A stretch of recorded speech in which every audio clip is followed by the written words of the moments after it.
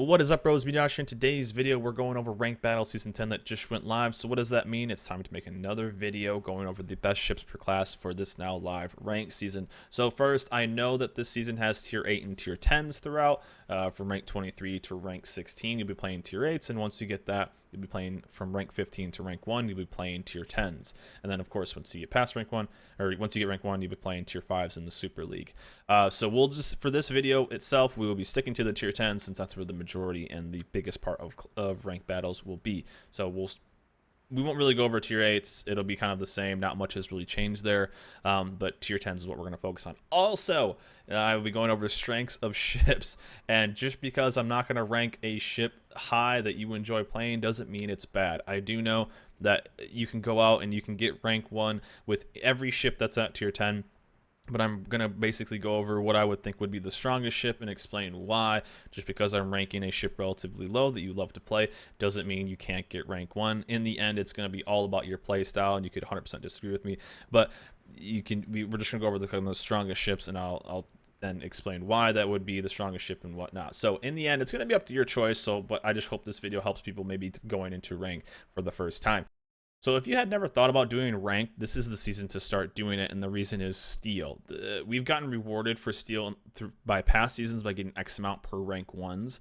This is the first season, though, that you will actually see progress in making steel throughout. So if you haven't played ranked, I definitely would start this season. Play a couple of games, see what you can do. A lot of the first ones are irrevocable anyway, but right away, you start at rank 23, going to rank 22, you get steel. Or I guess not that one, but rank 21, you get steel right away with a bunch of flags on top of that. So this is a really good way to get a little bit of an injection of steel. You can convert that over to coal if you want to, or do whatever. But every rank, besides a few, is going to give you steel. So this is a really, really nice way of getting steel as you go. 100 per rank, bunch of flags, camos, more steel, premium time. So as you're going through, and these once the break points, you get to 15 and stuff like that, 15, 10, you know, like that. And as you go through, you can keep getting more and more steel, and it increases. This season, the rank 12 is the last irrevocable, and then going down, you continue to get more, some doubloons, but there's some pretty decent steel earnings this season. Like just getting one rank is 500, and I think at the end you get a nice little boost, an extra 1,000 doubloons, and then copper, which can be used for camos for the reward chips. So if you haven't thought about doing rank season, I definitely would at least give it a little try. I always recommend people getting to rank 12 because then that's basically where the really nice rewards of flags and stuff end. At least do that. It's very doable. A lot of irrevocable ranks won't be too bad. It's not like you're gonna be going back too far. But most importantly, have fun and get out there and earn some easy steel just by playing some extra games. So battleships, not much has changed here from last season. Last season was Tier 10 as well, and we're going to see things like the Montana and the Yamato be the two big ones. The Montana, the king of lull pens. This is going to be, in my opinion, a better ship against cruisers, and the Montana is going to be better ships against, of course, planes, which you won't really see too much, if at all, this season, and it's just going to be better against destroyers, AP, against battleship AP against destroyers, of course, is lol. But in my opinion, these are going to be the top two ships. We saw the rise of Republics being used. The downside of Republics is they just take so much damage from HE, from cruisers. 5, 6, 7, 8K salvos from Hindenburgs. Just absolutely destroying this ship. Yes, you can get this extremely low and reload time, and those are big shells going out too, but I feel like it falls under the two main alpha males at this tier of the Yamato and the Montana when it comes to really being that top tier battleship. Although usable, I think it's going to be just a tad under those other two. GK and Conqueror, I think, are probably under that one. Conqueror will be good for just farming damage and saving your star, I guess, but in the end, I think for what this ship does well, I think the other ships will do better. The ship does have good AP, and using it on cruisers can be absolutely devastating. You have that extremely low concealment, but I just think that if a team focuses as a Conqueror, which you'll start to see as the game goes on, the season goes on, Focus Fire will get better and better as the pool of players gets better and better. A Conqueror that's spotted will just get absolutely destroyed. GK is just super massive. It tends to be, although a very fun ship and a very laughable ship with all its secondaries and everything, and I think overall just a really good random ship. you're going to lose it in a more competitive scene when it comes to just being just such a massive ship. So Yamato, Montana, pick your poison on whatever one you really want to play. I think those are going to be the two ships with the biggest impact. Again, throughout this video, all of these ships now are going to have the modules, legendary modules, so I'm not really going to take that into effect. Those are going to be whatever your favorite, or it's going to have positive impact on that. I'm not really going to touch on all that because then this video would just be about an hour long. So we're just going to talk purely about the ship strength, not adding in the legendary modules. So for battleships, it really hasn't changed that much, and I think the kings of the tier 10 battleships will stay the kings, and then the extra ships will kind of stick with the extra ships depending on your playstyle. Now, cruisers. These are ships that have been changed all over the place. These are there's been so many changes to these things, and we'll just start off right with it. Minotaurs, the rise and the popularity of the radar Minotaur was really shown off this past season. So with that, these past seasons have been extremely low in destroyers. So the radar Minotaur really feeds and really succeeds when it has a lot of DDs to go out and hunt, because basically what you have is an extremely low detection. And when you're spotted with the Minotaur, that means something's within your radar range, and you have about a kilometer to play with. With that rate of fire, it's basically a dead destroyer. So the Minotaur, the radar Minotaur, I think is going to be strong, but I feel like this is going to be a extremely cruiser-heavy season.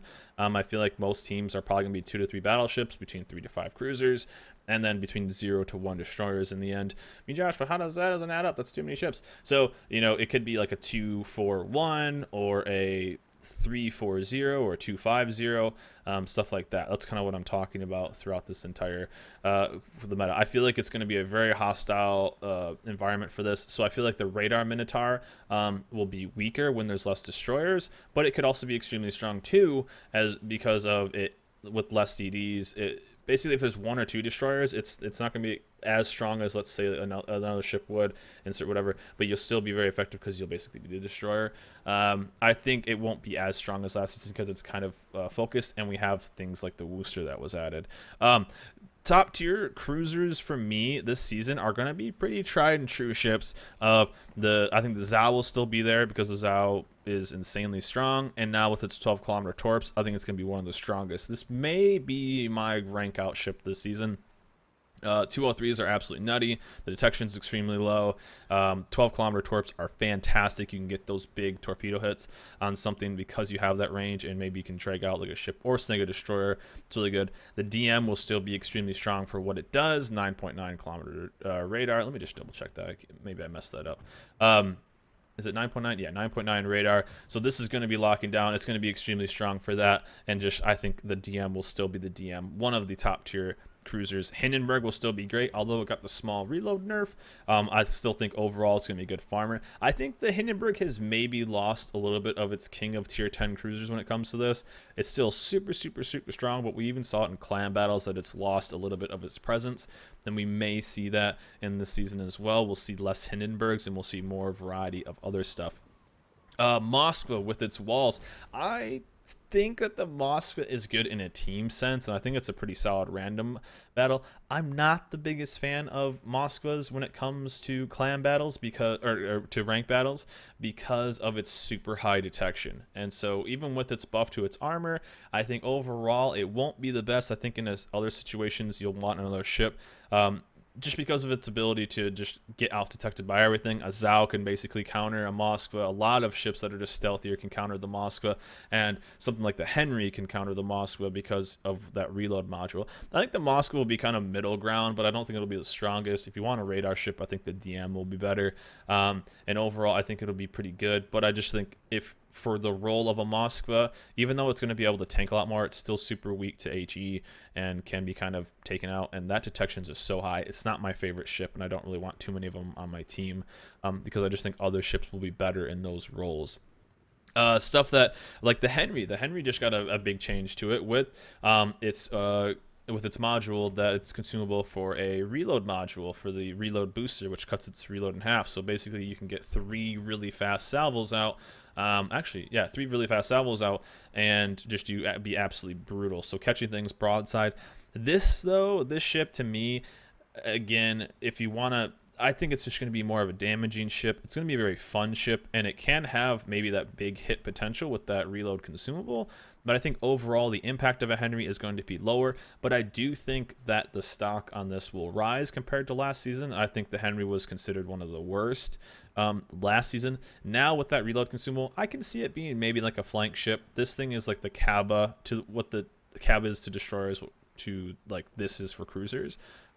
You getting that fast flank, getting to areas quick, being that flank ship, and being a problem to deal with the potential. So I think this is going to be pretty middle ground too.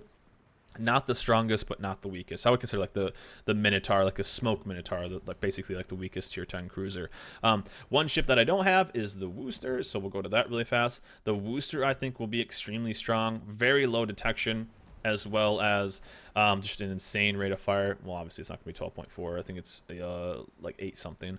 But the Wooster will be nuts. The DPS on this ship is absolutely crazy. Downside is ineffective at range, but I mean, good luck pushing into this thing. This thing is a terror for battleships, and in the end will be extremely effective at what it does. Its damage potential is just nuts. Its DPS is crazy, and could be a very, very fun ship and very effective. This is kind of the reason why I think the Radar Minotaur, although still very strong, will kind of get outshined compared to this ship, because HE in the current game, of course, is just going to be basically better than AP. So that stealthy role of a fast firing ship of the Radar Minotaur, I think the Radar Minotaur stock has dropped, and this has basically taken its place about being that stealthy ship with radar to basically trap destroyers and just surprise other ships. I think the Wooster is going to be one of the strongest. Now, finally, the Stalingrad. This one is going to be, I'm interested to see how this thing, there's only a few people that have it on each server. If you got enough steel, it was a lot of steel. I'm not sure how this thing will go. I've been talking to a lot of CCs in the Discord as well about how this ship, I think this will be very, very popular at the beginning of the season, but I feel like its stock will kind of fall over time. This is one I'm very interested to watch throughout the season, and I'm interested to, I'll make a video after the season's over kind of to do a recap. So right now, I feel like this will be popular for the people who have it at first, but I think that its productivity will get lower as the season goes on, because those high detectability ships tend to get kind of taken out by normal meta ships. So stuff like the Zhao, stuff like the DM, stuff like the Hindenburg. This thing is absolutely punishing. Don't get me wrong. It's extremely strong. But like the Moskva, I think this is a bit more of a random ship. And when it comes to, or a clan battleship, but when it comes to ranked, where there's less communication and there's less, you know, I'm not sure. This is my wild card. I'm not sure. Again, only a few people have it, so it'll be really interesting to follow how the ship does throughout and to see if it just gets replaced. Its ability to just wreck things with HE, wreck things with AP. I'm not sure if that'll get outshined with something that's just pure stealthier than that. So look at something like the Zhao. The Zhao can kind of just tee this thing up, and if it gets a nice broadside, it can make this thing disappear. Same with the DM, same with, you know, even the Hindenburg, the Henry. The Henry with the reload consumable potentially can just take this out in one reload. So I'm interested in how the Stalingrad is going to do this season. It could just be this monster that Wargaming created that now we just have to deal with.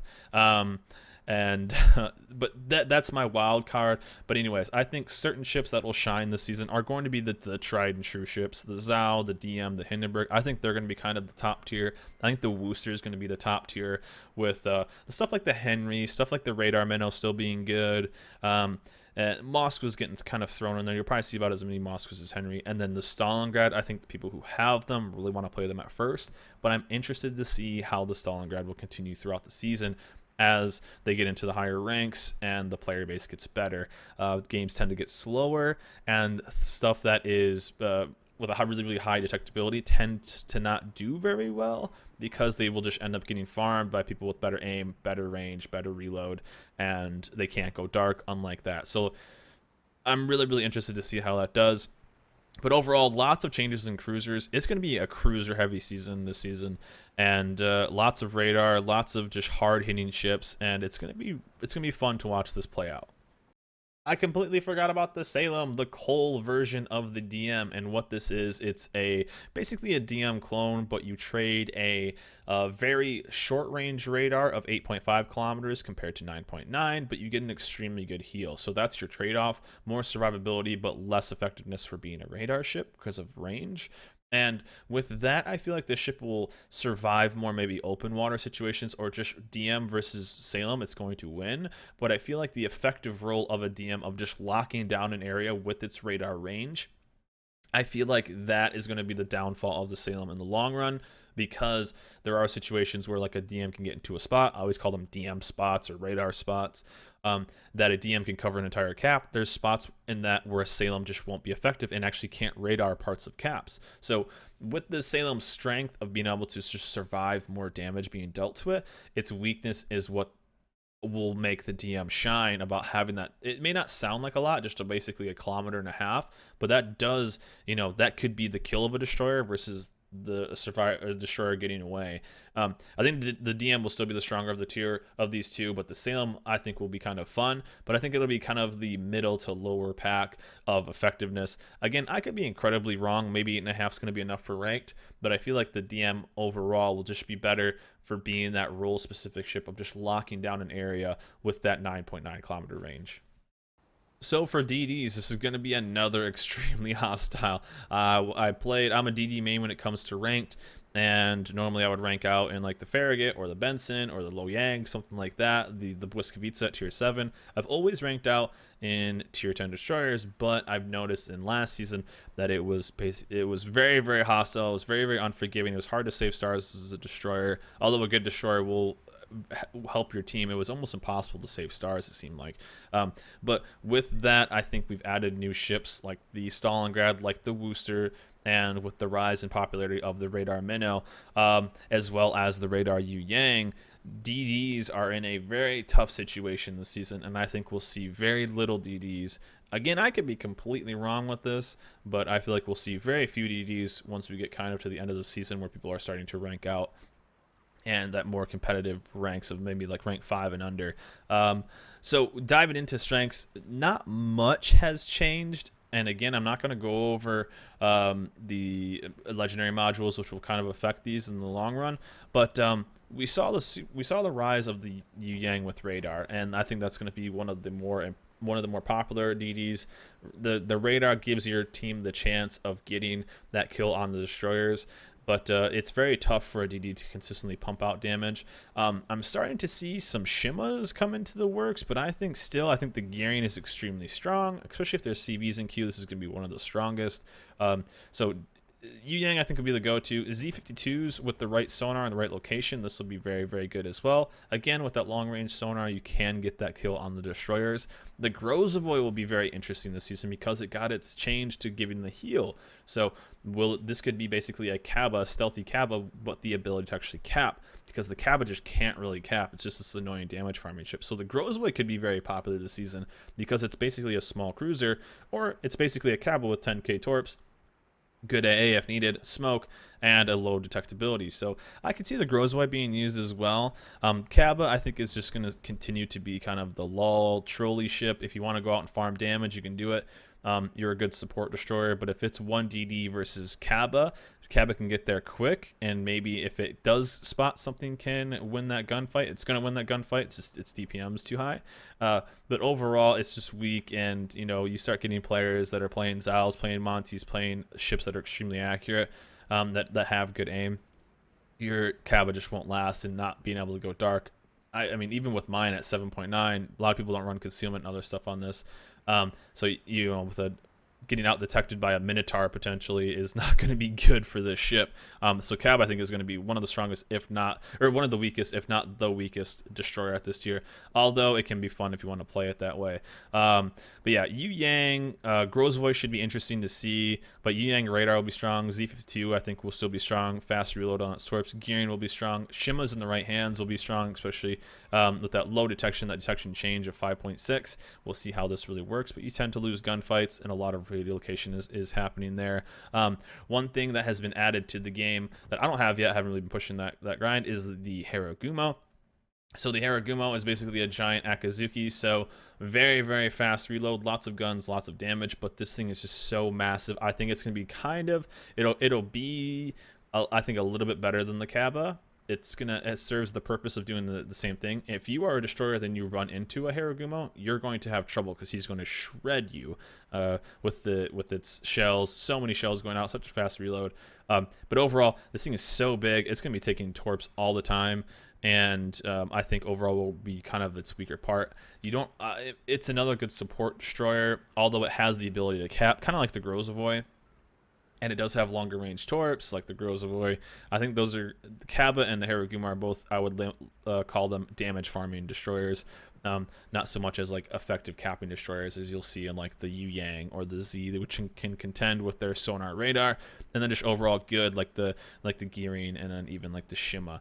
Now, I will add this ship is currently work in progress, and Wargaming tends to either add or change stuff partway through the season. So this is the Daring, and this is the Tier 10 Royal Navy Destroyer, as you can see in the top right corner. It's still work in progress, so not finalized. I think if they do add this, which they potentially might, I'm not sure. If they do add this during the rank season, I just wanted to have it in this video. Anyways, this will have a very low detection.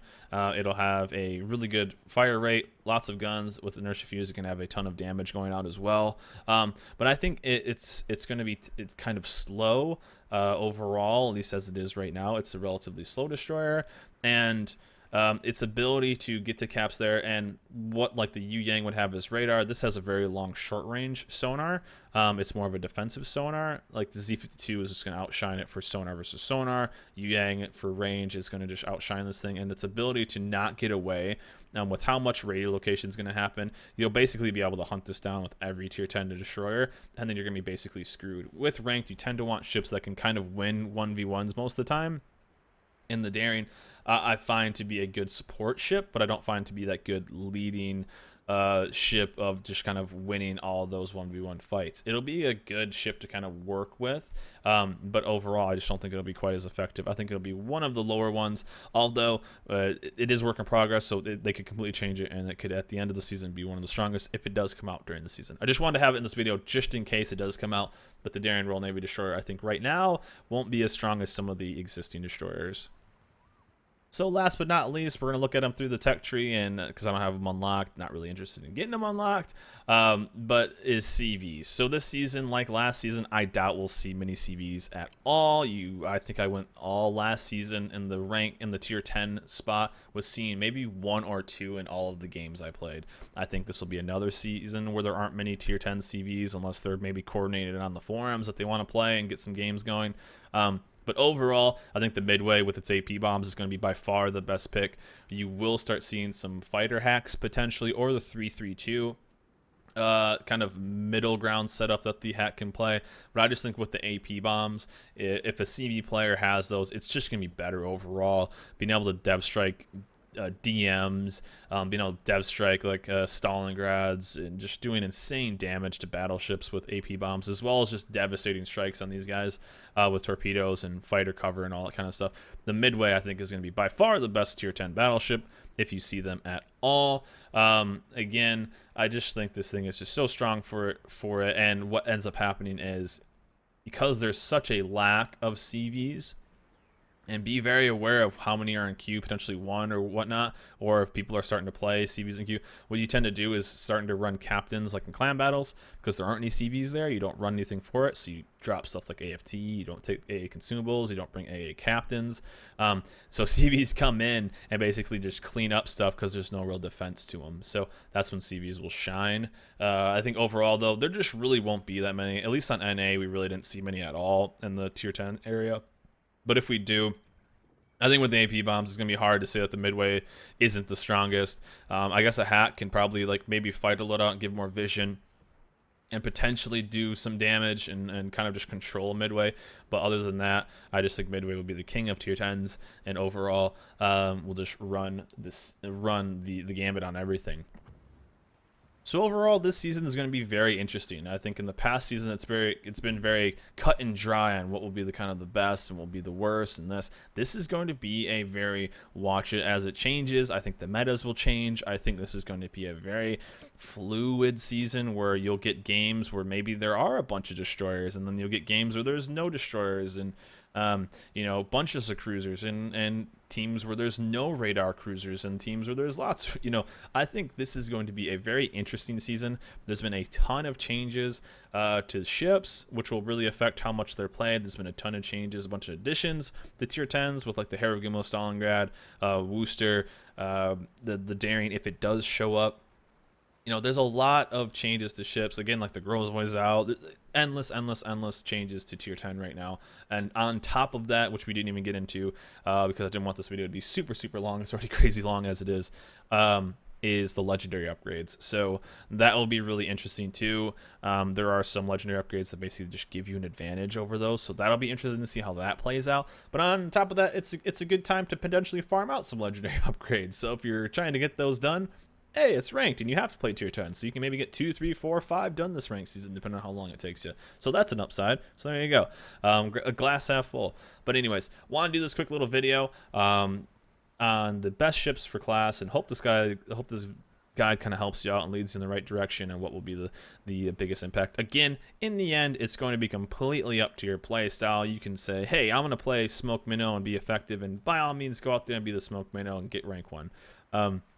Looking forward to see you out there. But I think there are some that are still going to be stronger. I think there are very role specific ships that are just so good to not say that they're going to be even more effective at doing certain things. But again, in the end, it's going to be completely up to your playstyle, whatever. And more importantly, just go out there and have fun. If you enjoy playing a ship, go play that ship. But anyways, guys, wanted to make this video. I was going to say want to make this quick video, but it's obviously a long one. Going over all of the tier 10 ships and what I think will be the best ships per class for this current rank season 10. Let me know in the comments below what you guys are going to be using for your tier 10 ship to get to rank 1. And if you have the Stalingrad, or if you're going to use the Shima, or you're going to use the Conqueror, or whatever you're going to end up using this season, I'm looking forward to seeing you out there. Good luck.